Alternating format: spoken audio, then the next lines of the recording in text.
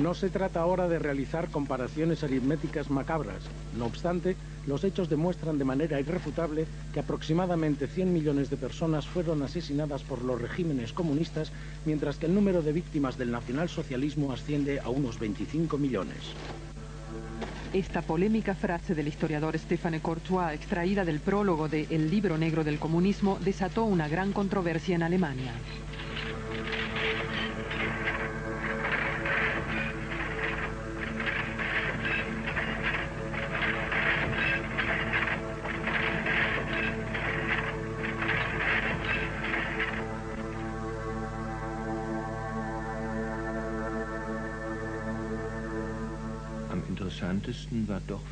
Lo más interesante para mí fue la decidida determinación, especialmente de Courtois, de interpretar la historia del dominio comunista como una historia criminal. Algo así me resultaba nuevo. Con respecto a ese tema siempre había sido demasiado blando. El libro no describe más que crímenes, en parte con un interés obsesivo por detalles como el canibalismo. Por otra parte, intenta hacer un recuento de las víctimas y aquí se cometen errores garrafales. Enumerar y describir las crueldades y las víctimas no es errado, pero habría que suministrar también una explicación a los hechos. Por primera vez, el libro negro del comunismo intenta hacer un balance de los crímenes cometidos en todo el mundo por los regímenes comunistas. Es discutible que todas las víctimas que se cuentan en el libro negro puedan considerarse realmente víctimas del comunismo. Incluso para los autores de la obra, el número de víctimas anotado oscila entre los 80 y los 100 millones. La razón de ello es la muy diferente calidad de las fuentes consultadas y de los estudios realizados en cada uno de los países. El libro negro del comunismo se publica en París a fines de 1997. Los izquierdistas franceses no ven en él más que una provocación.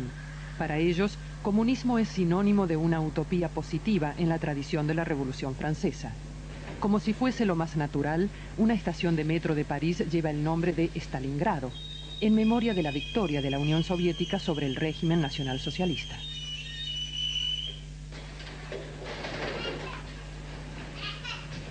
Para Stéphane Courtois, un ex maoísta convencido, el comunismo es de pronto una ideología delictiva que lleva automáticamente a cometer crímenes.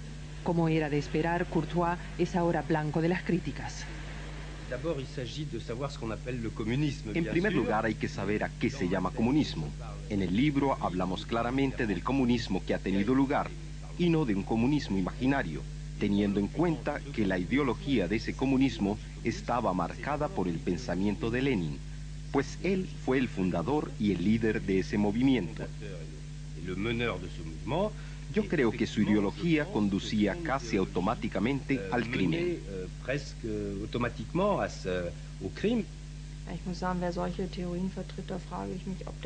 Me pregunto si quien sostiene esas teorías ha leído a Marx.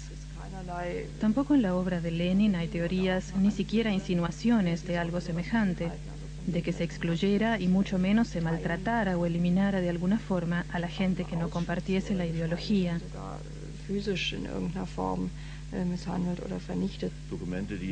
Documentos de Lenin que hoy, después de 1990, han sido publicados por primera vez. Marchar hacia Lituania y para intimidar, colgar en uno de cada 5 faroles un kulak. También existen abundantes pruebas en los documentos publicados en la RDA que me asustaron realmente. Por ejemplo, en uno de esos documentos que se dieron a conocer en toda la RDA, dice: ¿cómo hay que organizar la concurrencia? En 1 de cada 4 lugares asesinaremos a 1 de cada 10 parásitos. Le pegaremos un tiro ahí mismo. La arbitrariedad, si se hubiera declarado vamos a fusilar a todo el mundo, ya hubiera sido horrible.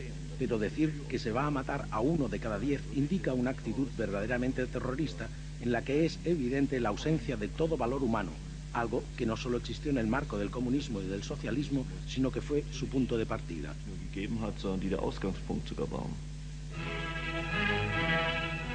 El auge del comunismo comenzó con Vladimir Ilich Lenin. Lenin representa el mito del ascenso de la atrasada Rusia zarista hasta convertirse en el país supuestamente más avanzado del mundo.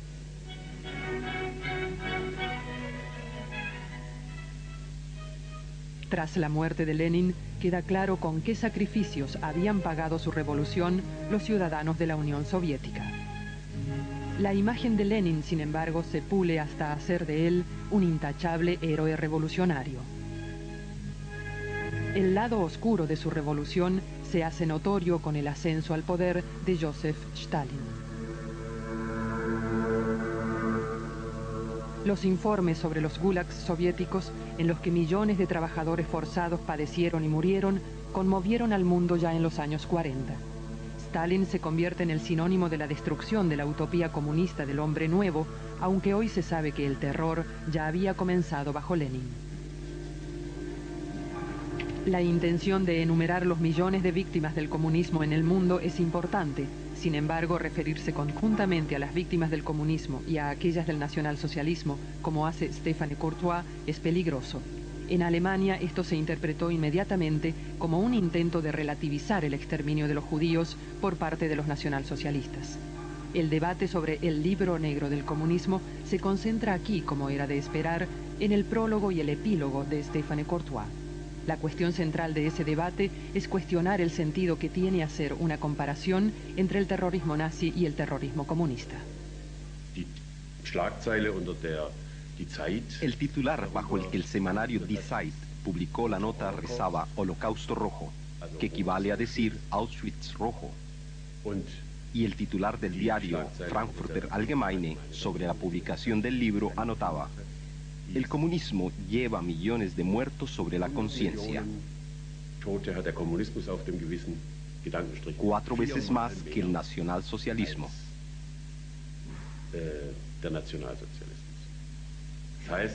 Esto equivaldría a afirmar que el comunismo fue 4 veces peor que el nacionalsocialismo. Mi crítica es muy simple. Hasta el momento, nunca me ha parecido un absoluto instructivo comparar ambos sistemas y sus métodos. Herrschaftssysteme und ihre Wirkungsweise miteinander zu vergleichen. El campo de concentración de Sachsenhausen es testimonio de 2 periodos. Durante el Tercer Reich padecieron aquí 200.000 personas, de las cuales decenas de miles fueron asesinadas. Seguidamente, de 1945 a 1950, Sachsenhausen se convirtió en un campo de concentración especial soviético. 1/5 de los 60.000 prisioneros murió de inanición.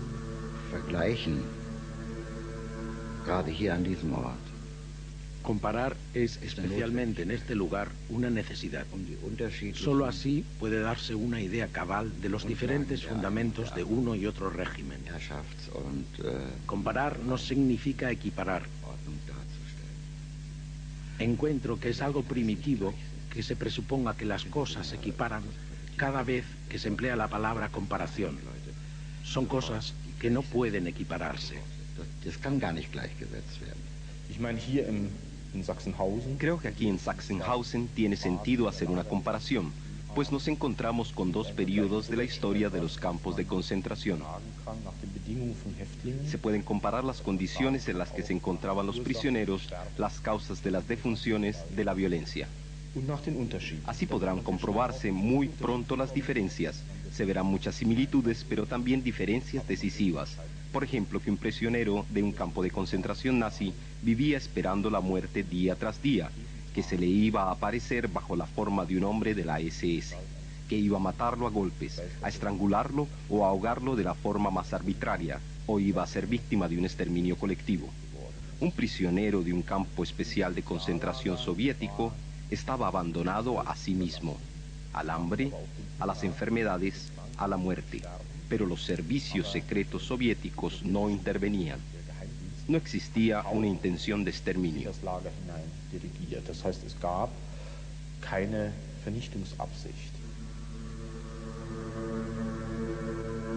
Hoy, las víctimas de los campos especiales de concentración soviéticos se lamentan de que nadie tiene en cuenta sus padecimientos. El recuerdo del exterminio de 6 millones de judíos y otros durante el Tercer Reich está en primer lugar.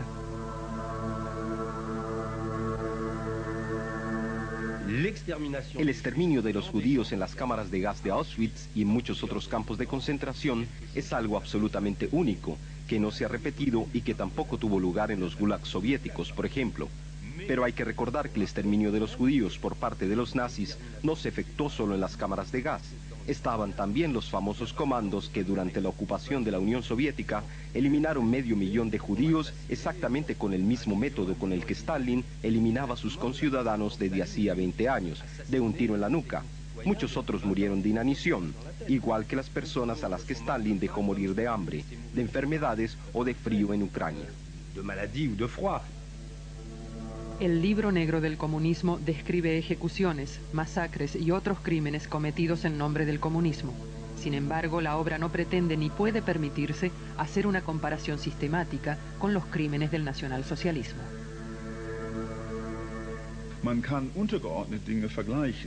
Se pueden comparar algunos elementos por separado. Las actividades de los órganos terroristas quizá, o de la policía, no el sistema económico. Aquí era privado y allá era estatal. Pero es posible comparar el racismo, el antisemitismo con la ideología estalinista de cualquier índole que ésta fuera. ¿Puede compararse, como propone Courtois, el marxismo con el racismo y equipararse? Creo que no. Pero el argumento decisivo es que la historia parte de determinados supuestos. Si opino que el Holocausto fue singular o algo fuera de lo común, toda comparación con otros crímenes lleva necesariamente a una cierta relativización.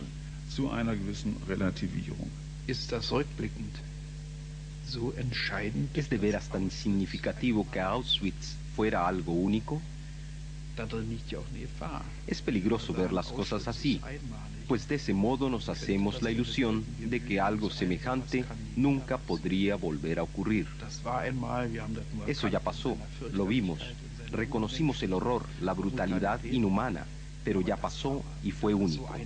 Algo así no puede volver a ocurrir. Si pienso en Camboya, en las fotos tan conocidas de los cráneos y los huesos apilados,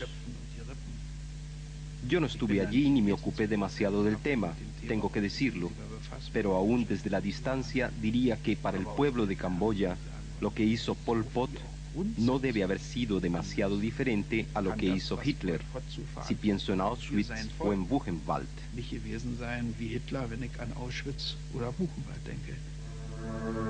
Los crímenes de Pol Pot en Camboya son quizá el ejemplo más escalofriante del intento de crear un hombre nuevo basándose en la ideología comunista. De la noche a la mañana, los Khmer rojos quisieron imponer cambios para los que otras naciones necesitaron años. Obligaron a toda la población a abandonar la capital para establecerse lejos de toda civilización en el campo y convertirse en hombres nuevos. Asesinaron a 1/3. Del dominio de Pol Pot no quedaron más que edificios y calles vacías. El régimen sobre el que pesa el mayor número de víctimas es el de la República Popular China. Los autores del Libro Negro del Comunismo calculan de unos 50 a unos 65 millones. Las campañas de Mao, el Gran Salto Adelante y la Revolución Cultural llevaron a esa monstruosa cifra que por falta de fuentes de consulta confiables es más una suposición que un dato seguro. En los debates que tienen lugar en Alemania, la intención de El Libro Negro de investigar los crímenes cometidos en todo el mundo en nombre del comunismo juega un papel secundario. Considero legítimo que se comparen y reúnan datos en un libro, pero la intención del señor Courtois es hacer que todos los crímenes ocurridos tengan su origen en el comunismo.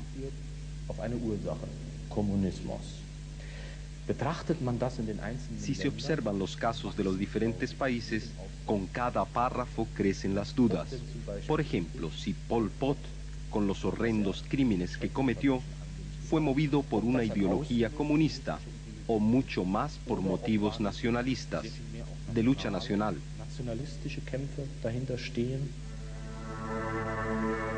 Uno de los puntos más polémicos del libro es la evaluación del hambre en Ucrania en los años 20 y 30.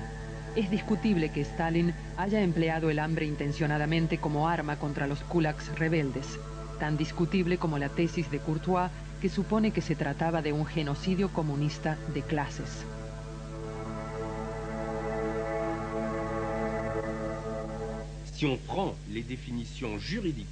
Si nos atenemos a las definiciones jurídicas de la ONU y otras conferencias, ese tipo de masacres responden claramente a la definición de genocidio.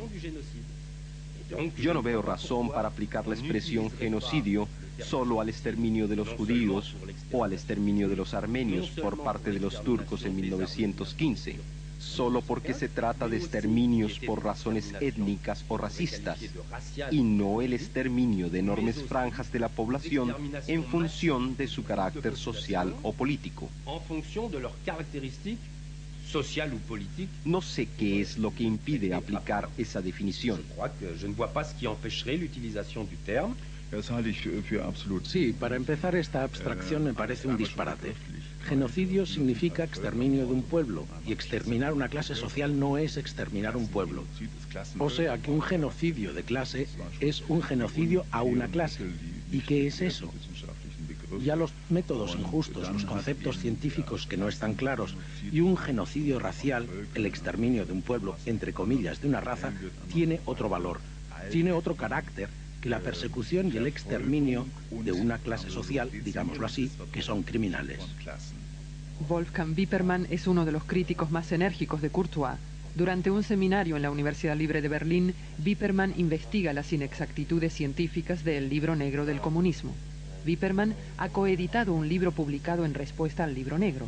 Ha organizado más de 30 eventos relacionados con él que han provocado diversas reacciones, tanto en Alemania Oriental como Occidental.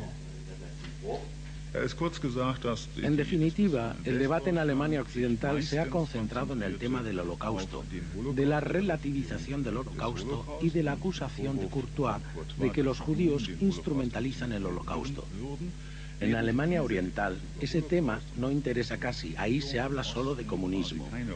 ¿Desde cuándo fue criminal? ¿Fue siempre criminal? ¿Llevan todas las ideas del marxismo inevitablemente a Moscú o a los gulags?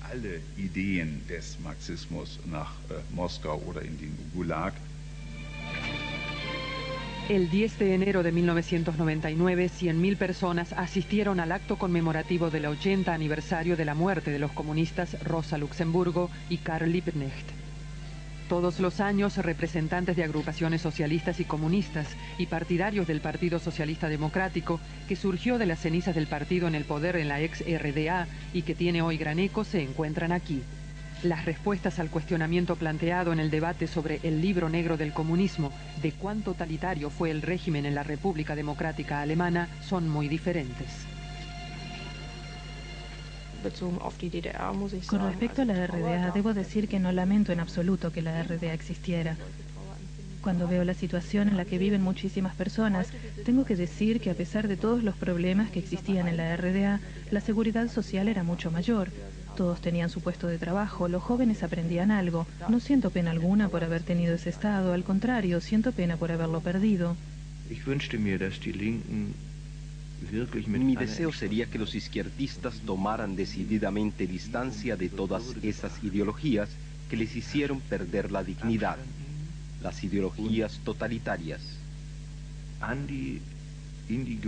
y volvieran a la fase originaria del pensamiento de izquierdas, es decir, a la liberación del individuo y a la consiguiente renovación de la sociedad. Creo que sería un error trágico creer que el mejor camino para llevar a cabo esas utopías se encuentra fuera de la democracia parlamentaria. Sería un error fundamental. Por supuesto se cometieron crímenes en la RDA, pero no es comparable con el estalinismo. Después de 1953, la Unión Soviética adquirió un carácter diferente en muchos aspectos, pero quedó marcada en sus estructuras básicas por el estalinismo, es decir, la negación de las libertades políticas individuales. Ese es un paso atrás en la civilización que no hay cómo justificar. Sobre esa base se cometieron naturalmente crímenes contra los derechos humanos y no fueron pocos. La negación de la democracia fue practicada después de Stalin y marcó toda la historia de la RDA. La construcción del muro de Berlín, que tuvo lugar el 13 de agosto de 1961, fue el ejemplo más evidente de la opresión de los derechos humanos en la RDA. 900 personas que intentaron escapar murieron en la frontera entre las dos Alemanias. Los disidentes políticos y críticos del régimen fueron vigilados y oprimidos sistemáticamente. No obstante, el debate relacionado con el Libro Negro del Comunismo demuestra que los crímenes cometidos en la RDA no pueden ponerse al mismo nivel que los de los nacionalsocialistas. La reacción sorprendió a Stéphane Courtois. Muchas de las afirmaciones que se hacen en el libro negro del comunismo y que están incluidas en mi prólogo me parecían de cierta forma afirmaciones bastante banales que ya habían sido hechas muy a menudo por personas mucho más importantes y conocidas que los autores del libro negro del comunismo. En Francia no le dimos la importancia suficiente al hecho de tener un gobierno con ministros comunistas. Por eso el asunto adquirió ribetes políticos. En Alemania, el debate sobre el libro negro del comunismo también adquirió inmediatamente un carácter político, sobre todo debido a la reunificación de ambas Alemanias. La visión de futuro de los alemanes en Europa está estrechamente relacionada con su visión del pasado cercano. Desde hace más de 10 años se discute sobre la construcción de un monumento en memoria de los judíos asesinados en Europa. Se trata de cerrar espacios vacíos tanto en el centro de la ciudad como en la conciencia histórica. Mucho se habla de que los alemanes desean volver a ser una nación normal. Para lograrlo, es preciso preguntarse qué significado tuvieron el nazismo y el comunismo en la historia alemana del siglo XX. Die Schwarzbuchdiskussion ist eine Befreiung. El debate relacionado con el libro negro del comunismo es un debate liberador. Quiero decir que de ese modo los alemanes se liberan de la presión de tener que mirar siempre hacia atrás para poder actuar sin inhibiciones a nivel mundial. En resumen, las tesis que expone el libro son: 1, el holocausto no fue tan importante, o sea, una relativización del holocausto, y 2, la ideología de izquierdas lleva inevitablemente al crimen, o sea, un desprestigio de la izquierda. Aún tras la publicación del libro negro del comunismo, son muchas las personas que siguen apostando por una utopía comunista. La suposición de la editorial francesa que todos los partidos comunistas se disolverían a las pocas semanas de la publicación del libro negro del comunismo resultó tan poco acertada en Francia como en Alemania. El que algunos evoquen aún a líderes comunistas cuyos crímenes han sido probados es algo que ni siquiera un libro negro del comunismo puede impedir.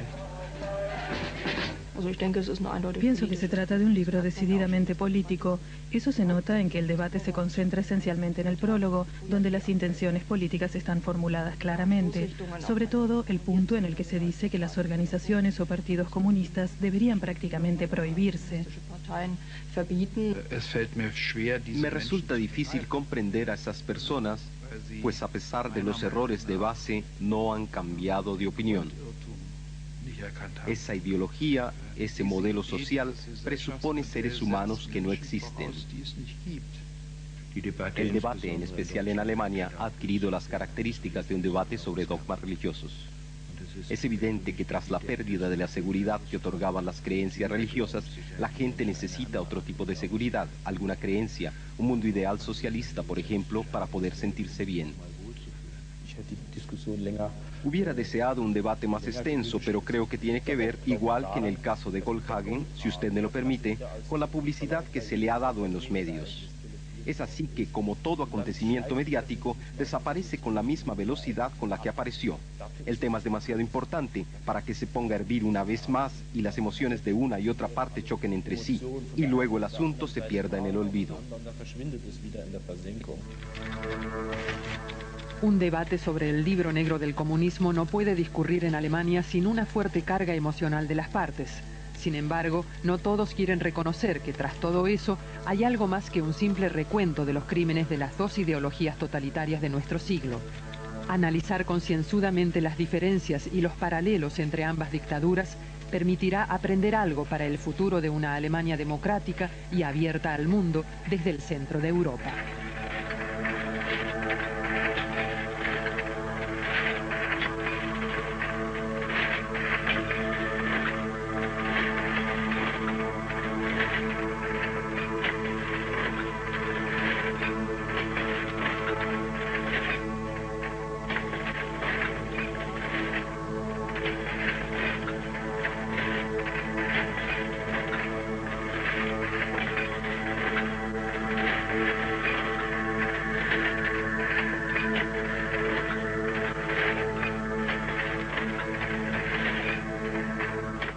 Millones.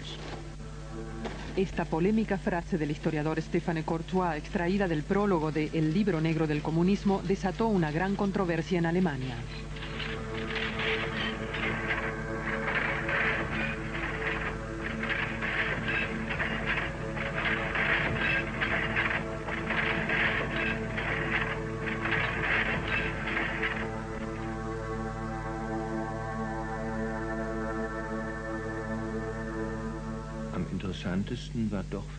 Lo más interesante para mí fue la decidida determinación, especialmente de Courtois, de interpretar la historia del dominio comunista como una historia criminal. Algo así me resultaba nuevo. Con respecto a ese tema siempre había sido demasiado blando.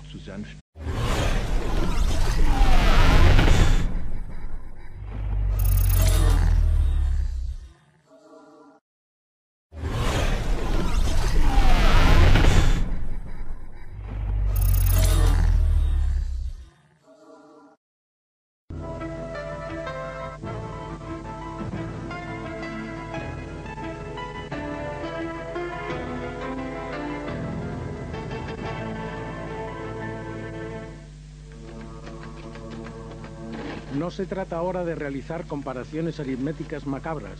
No obstante, los hechos demuestran de manera irrefutable que aproximadamente 100 millones de personas fueron asesinadas por los regímenes comunistas, mientras que el número de víctimas del nacionalsocialismo asciende a unos 25 crímenes.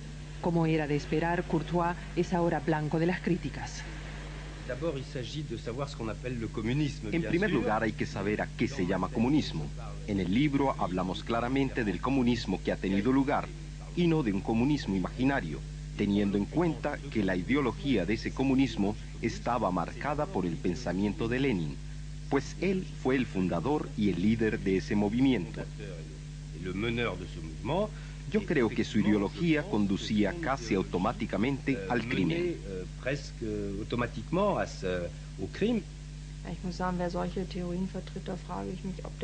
Me pregunto si quien sostiene esas teorías ha leído a Marx. Tampoco en la obra de Lenin hay teorías ni... El libro no describe más que crímenes, en parte con un interés obsesivo por detalles como el canibalismo. Por otra parte, intenta hacer un recuento de las víctimas y aquí se cometen errores garrafales. Enumerar y describir las crueldades y las víctimas no es errado, pero habría que suministrar también una explicación a los hechos. Por primera vez, el libro negro del comunismo intenta hacer un balance de los crímenes cometidos en todo el mundo por los regímenes comunistas. Es discutible que todas las víctimas que se cuentan en el libro negro puedan considerarse realmente víctimas del comunismo. Incluso para los autores de la obra, el número de víctimas anotado oscila entre los 80 y los 100 millones. La razón de ello es la muy diferente calidad de las fuentes consultadas y de los estudios realizados en cada uno de los países. El libro negro del comunismo se publica en París a fines de 1997. Los izquierdistas franceses no ven en él más que una provocación. Para ellos, comunismo es sinónimo de una utopía positiva en la tradición de la Revolución Francesa. Como si fuese lo más natural, una estación de metro de París lleva el nombre de Stalingrado, en memoria de la victoria de la Unión Soviética sobre el régimen nacionalsocialista.